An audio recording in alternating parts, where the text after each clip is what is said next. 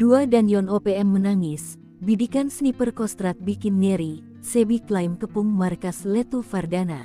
Klaim jubir OPM Sebi Sambong pada Minggu tanggal 21 Juli tahun 2024 bahwa Brigjen Undius Kogoya, Panglima Intan Jaya menurunkan 4 batalion pasukan mengepung Sugapa dan areal pos J2 pimpinan Letu M Fardana sempat mencekam. Namun faktanya, dan pos J2 Yonif Daraka Yuda Kostrat ini bersama anak buahnya dibantu sniper tangguh Kostrat bahkan Habema juga turun tangan, membuat dua dan Yon OPM yakni Enos Tipagau dan Afrianus Bagubau menangis pasukannya kocar-kacir.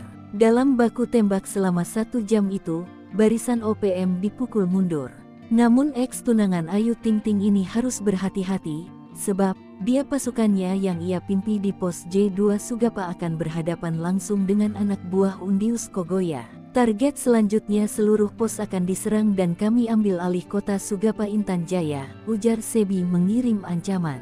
Namun, TNI menanggapi soal kemungkinan penambahan pasukan di distrik Sugapa, Kabupaten Intan Jaya, Papua Tengah sehubungan dengan pernyataan Tentara Pembebasan Nasional Papua Barat Organisasi Papua Merdeka TPNPB-OPM yang bakal menyerang pos militer di dalam sebulan ke depan. Tidak ada penambahan pasukan, kata Kepala Dinas Penerangan TNI Angkatan Darat Kadispenat Brigjen TNI Kristomei Sianturi, Jumat, tanggal 19 Juli tahun 2024. Kristomei menyebut seperti biasa, TNI selalu siaga melindungi dan membantu kesulitan masyarakat.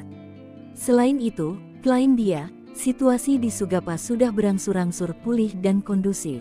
Itu kan hanya hoaks yang sengaja ditebarkan oleh OPM untuk menakut-nakuti masyarakat, supaya masyarakat Papua menjadi takut bekerja, takut ke sekolah dengan melakukan teror, bakar sekolah, menyebarkan informasi yang mengancam, dan sebagainya, beber Kristomei.